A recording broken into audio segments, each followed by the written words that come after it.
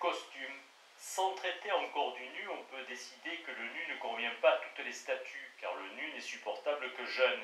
Il faut donc examiner quel costume convient le mieux à l'œuvre du sculpteur. Et là-dessus, on peut distinguer deux espèces de costumes. L'un état de cérémonie pour la conversation étudiée, l'autre de commodité pour l'action. Ce dernier costume fut celui des serfs en tout temps et est maintenant celui de presque tous, en ce temps de dangereuses mécaniques. Or, l'esprit du costume, comme on l'a vu, est d'effacer ce qui est surtout animal, de composer et modérer les gestes et de ramener enfin toute l'attention comme toute l'expression au visage. La condition de tout portrait, en peinture comme en sculpture, est de suivre ici l'esprit du costume. Or, sous ce rapport, le défaut du costume moderne est de ne point soutenir assez l'attitude, mais au contraire de s'y prêter et de prendre, comme on dit si bien, de mauvais plis. Il est de consentement qu'une draperie à l'antique est plus aisément belle dans le marbre que ne peut être une veste ou un pantalon. Or, la différence entre le pli antique et le pli moderne, c'est que le pli antique retombe sur la forme et la recouvre, toutes les lignes s'accordant alors pour rappeler l'esprit du costume et détourner l'attention de toutes les faiblesses du corps. Au lieu que le pli moderne suit l'action, et même on conserve la trace, en sorte qu'il y a aisément de la bonhomie dans le costume moderne, mais difficilement de la majesté. Et la sculpture, comme il a été dit, ne se plaît pas à l'anecdote ni aux petits traits. Il faut que l'homme y soit simplifié et grandi, homme essentiellement et toujours pensant. Comme ces conditions s'accordant avec le nu, cela sera examiné. Mais il est bien sûr qu'elle s'accommode mieux de la toge antique que de tout autre costume. Il faut comprendre ici que le costume, même à prêter, montre souvent un mensonge de cérémonie, de même que le rouge, la poudre, les yeux ombrés et enfin tous les articles de toilette, dont la sculpture ne s'occupe jamais. Un corset redresse l'attitude, ce qui fait voir à la fois les atteintes de l'âge et un souci de l'opinion, qui ne s'accorde guère avec le regard propre aux statues et qui ne voit point le spectateur.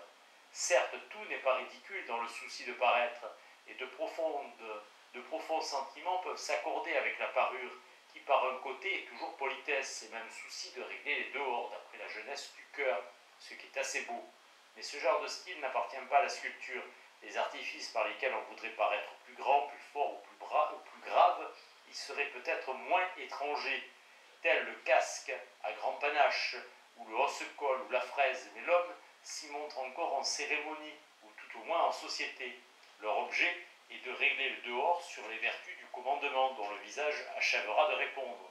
Mais pourquoi sculpter les modèles du peintre? Chaque art a sa puissance propre d'après ses moyens propres. Une statue est solitaire, qu'on le veuille ou non. Les modernes n'ont pas assez séparé la pensée de l'action peut-être, et leurs discussions sont des combats. Ce qui a bien regardé explique assez ce qu'il y a de folie dans leurs opinions. La toge des anciens, si différente du vêtement de bataille, était un bel avertissement. Le jeune homme qui la prenait se séparait des grâces de l'enfance. L'homme qui la reprenait s'enfermait de nouveau dans la sagesse juridique pour qui vaincre n'est pas le tout. Ici, l'homme cache aux autres ses propres tumultes dans le dessein de les apaiser. Il se renferme, non pour tromper, mais pour ne pas se tromper. La toge couvrait même le visage dans les grandes afflictions. On cite le trait sublime de ce peintre ancien qui ne sut représenter la douleur d'un père que par une figure ainsi voilée. Ce mouvement n'est-il pas une défense aussi contre soi? Ne nous trompons pas sur les douleurs voilées. Il faut qu'elles pensent. Cette pudeur des sentiments ne s'est point perdue. Mais le propre des anciens, il me semble, était de prendre les mêmes précautions contre les passions moins cruelles, mais tout autant convulsives, qui naissent en toute société dès que le mouvement des pensées se traduit en action. Ce désordre est trop visible dans notre éloquence privée comme publique, mais il est rare que l'on soit ici spectateur. Aussi ce désordre ne m'a paru que sous les traits d'un orateur de marbre en costume d'ouvrier. Ainsi, dans les statues, comme dans un miroir, voyons-nous mieux la raison et la folie, sous l'aspect du beau et du laid. Et puisque ainsi le marbre est juge, c'est la toge qui lui convient encore le mieux. Des bustes. Si l'on se proposait seulement de faire en marbre un portrait ressemblant, on aurait avantage à imiter l'attitude, le ventre, les épaules et même les plis du vêtement habituel, car ces détails font beaucoup pour la ressemblance. Mais c'est représenter alors un homme par les faiblesses, les infirmités, Aussi, il ne convient pas à la sculpture, ni même à la peinture, de chercher la ressemblance par tous les moyens. Quand on reconnaît un homme d'après son manteau ou son chapeau, qui reconnaît-on? Au reste, ce n'est certainement pas par la ressemblance vulgaire qu'un buste nous plaît lorsque le modèle ne nous est pas connu. Non, il faut que l'œuvre survive au modèle et qu'elle se suffise enfin. L'œuvre du vrai sculpteur, comme aussi du vrai peintre, doit être réglée d'abord d'après cette remarque évidente, que reconnaître n'est pas connaître. Mais la sculpture, par la simplicité de ses moyens, est encore mieux orientée que la peinture vers la réelle ressemblance, qui ne suppose point la comparaison avec le modèle, mais se voit mieux, si l'on ose dire, sur le portrait que sur le modèle. Or, tous les petits moyens pris du costume et de l'attitude, bien loin d'aider à cette ressemblance, y nuisent au contraire, par la facilité. Il faut que l'attention s'y attache et y subordonne tout. La même chose est à dire de ces traits qui assurent aussitôt la ressemblance et auxquels on n'ose plus toucher. Certes, ce ne serait pas beaucoup si l'on donnait à un visage d'homme cette expression si frappante et dépourvue de signification que l'on donne si aisément à la face d'un lion de pierre. Mais il est encore plus indigne d'un artiste de représenter Napoléon par le petit chapeau et la redingote grise. On voit que le sculpteur a ici plus d'un artifice à faire d'abord et que lorsqu'il masque ou supprime le corps, ce n'est qu'une précaution de méthode. Du visage lui-même tel qu'il s'offre, il y a beaucoup à rabattre. Il est clair que la coupe des cheveux, comme le port de la barbe ou de la moustache, ont plutôt pour effet de donner une expression trompeuse qui cache quelquefois la vraie. C'est un art difficile de rabaisser ces accessoires au rang du costume, et cet exemple fait bien voir qu'il y a quelque chose à chercher hors de la première apparence. Il faut toujours que la vraie forme apparaisse. On la saisit mieux dans une suite de mouvements, et le sculpteur use bien de ce moyen pour la saisir, mais il lui manque pour l'exprimer. Or, les mouvements expressifs cachent aussi la forme, surtout lorsque le passage d'un mouvement à un autre ou le repos d'un petit moment allait la faire apparaître. Il faut donc premièrement que le sculpteur saisisse la forme sans l'expression par une longue observation du modèle en mouvement. Et c'est alors que le dessin prépare utilement la sculpture. Mais quand il passera à l'exécution, il lui faudra penser et volonté ou à un mot jugement pour maintenir la forme, car c'est le modèle de son modèle. Il n'y a point de crâne, ni de mâchoire, ni de muscles forts dans la glaise.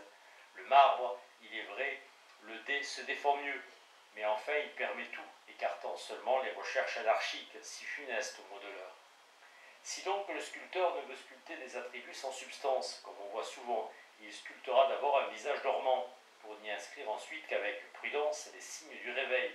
Aussi, presque malgré lui, exprimera-t-il toujours dans le marbre la plus haute vertu du modèle, endormie souvent elle-même. J'entends ce refus de s'émouvoir, beaucoup des signes. Ainsi le marbre est souvent plus l'homme que ne l'est l'homme même, et par un travail d'ouvrier qui se trouve être au niveau de l'analyse la plus rigoureuse, car il s'agit bien de vaincre les apparences et de mettre au jour une nature d'homme sans les vains accidents. Mais il n'est pas non plus sans importance de choisir un bon modèle. J'entends beau selon le sculpteur. Beaucoup de visages intéressent d'abord par des signes, offrant au premier regard une bonté, une finesse, une gravité, une attention de politesse, même sans l'intention de tromper.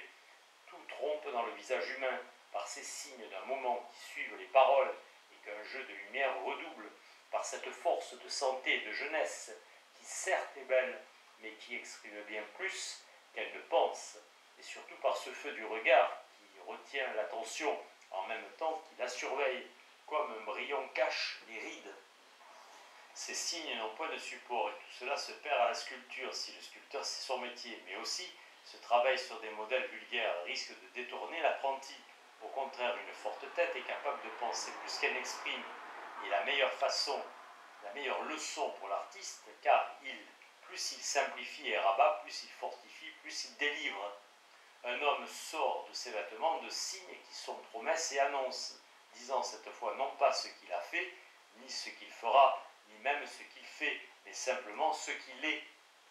La fausse majesté se trouve au milieu de la peinture, et ce genre de grâce aussi qui vient du désir de plaire, car même la vraie bonté tombe sous le ciseau. Tout buste de marbre est sévère et juste plutôt que bon. L'esprit et la grâce n'y peuvent rester que comme les jeux de la force. On jugera mieux de ces nuances si l'on cherche en quoi tant de figurines sont si éloignées de la vraie beauté sculpturale. C'est qu'on n'y trouve que des signes sans forme vraie qui les rassemblent, image frappante de cette pétulance sans pensée qui est le lot de beaucoup. Vous donc qui vous soutenez par le désir de paraître, allez au peintre, il saura bien vivre votre image avec ce désir-là, mais craignez l'épreuve du marbre, du nu. Puisque le costume représente les devoirs d'obéissance, de politesse et de pudeur, sous leur forme coutumière, le nu est la négation de ces choses, le nu est donc sacrilège. Et par là, il représenterait assez bien la première audace de la pensée, car puisqu'il ne faut qu'un Dieu, il faut toujours que la pensée soit sacrilège. Mais comme le nu annonce aussi bien les plus vifs de tous les plaisirs, le sacrilège tourne naturellement en ivresse mauvaise. Ce n'est donc qu'un autre esclavage, et la honte qui suit toujours fait aimer le vêtement. Considérez d'après cela, les statues sans corps ou vêtues représentent assez bien des pensées qui ont peur de la nature et qui veulent l'ignorer. Un tel ascétisme a fait naître des pensées sublimes, car toute la force du sentiment s'exprimant sur le visage, la pensée est comme un don ou un rayonnement, et par l'ignorance de l'injustice, veut la justice. Cette discipline est rare et surhumaine, mais sans force, sans prise en ce monde, séparée de la terre par le corps plutôt que jointe à la terre par le corps. Encore est-ce le privilège des saints. Pour l'ordinaire, il y a de l'hypocrisie dans ces têtes pensantes et ces beaux sentiments qui y sont dessinés, et on dirait presque peints, sont de politesse. C'est ce qui est assez fortement inscrit dans beaucoup de portraits, et même dans quelques bustes, surtout dans tous ces visages habillés et composés, qui se font une pensée sans corps ou d'ornement, et qui cachent si bien l'autre. Il est vrai de dire qu'ils se la cachent aussi à eux-mêmes, de quoi le vêtement n'est pas la cause principale peut-être, mais il en est du moins le signe. La peinture se joue dans ces ruses du sentiment, mais la sculpture, ayant d'autres moyens, veut plus de force pensante et moins de vêtements. Le sculpteur va donc au nu, sans pouvoir toujours oser jusque-là, car avouons, il faut une forte tête pour vaincre le vêtement. Mais considérons un Descartes ou un Pascal, nous les voyons toujours qui cherchent terre, car les pensées de tête sont un peu trop ce qu'elles veulent, et le pouvoir de combiner qui donne tant de plaisir aux médiocres lasse bientôt les maîtres. Ils cherchent donc la terre du pied et relient leur plus haute pensée à leur petite misère, afin de faire penser le corps aussi. D'où le traité des passions, où le penseur marche sur la terre, d'où la terreur de l'autre aussi, qui voit l'abîme partout. Les anciens penseurs étaient mieux disposés par gymnastique à accepter toute leur nature, et la force de Montaigne vient sans doute de ce qu'il est ancien en cela. Le chrétien, au contraire, renie son corps. Il voudrait sauver son âme seul, ainsi il tient son corps étroitement vêtu pour délivrer l'âme. Or, la sagesse antique ne séparait point la pensée de la vie, et leur doctrine la plus constante visait à gouverner le corps, afin de régler les passions, à quoi l'art de Phidias n'allait pas moins droit que la sagesse de Platon. Il est donc profondément vrai que le nu est païen, mais non point par une indulgence au plaisir. Au contraire, le nu antique est toujours attentif à la pensée directrice seulement, serviteur seulement. On ne peut même pas dire qu'il soit le serviteur d'une tête pensante. Ce serait, en quelque sorte, mettre une tête habillée sur un corps nu. Erreur assez commune et bien choquante dès qu'on la comprend par les causes. Il faut dire, plutôt que cette sincérité entière sans honte aucune, délivre tout à fait le front et les joues. La tête n'exprimant plus tout. Elle n'a plus le souci du corps caché, des passions cachées. La majesté habite tout le corps. Tel est l'équilibre du nu sculpté. Il n'y a plus de cendre, mais que chaque partie obéit à toute. Ainsi, ces beaux marbres expriment l'accord de la pensée et de la nature, et la plus belle vertu. Le moindre fragment en témoigne encore. On dit communément que le nu est toujours chaste, pourvu qu'il soit beau, mais il vaut mieux dire que le nu est beau pourvu qu'il soit chaste. Cela suppose qu'un sage gouvernement de soi y soit visible, et que même les mouvements du visage soient étrangers aux passions. Cette permission de se montrer sans mensonge n'est donnée sans doute à aucun homme vivant, ni à aucune femme, mais l'art du sculpteur a permis ce triomphe. Le marbre a sauvé la forme humaine.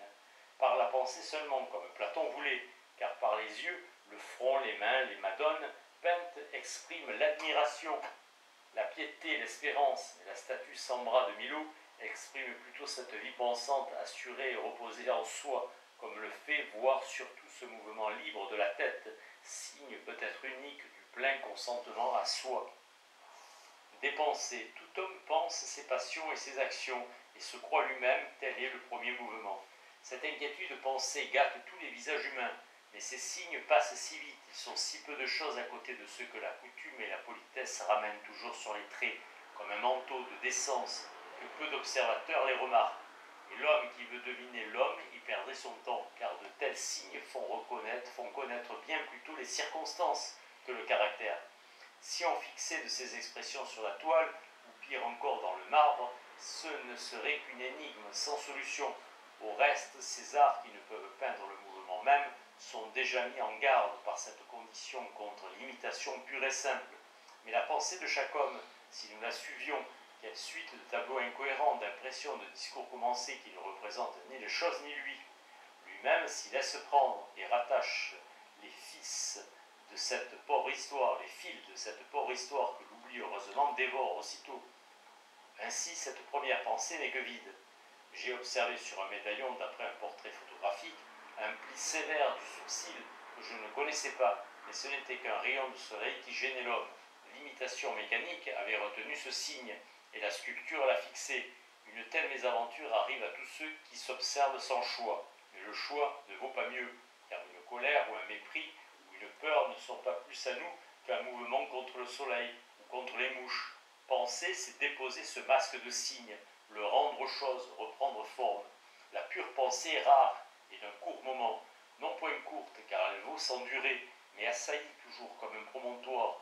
Et ce mouvement pour reprendre forme est la vraie vie humaine, comme vous comprendrez si vous observez un orateur, un acteur, un chanteur, et même le bavard se cherche ainsi un petit moment.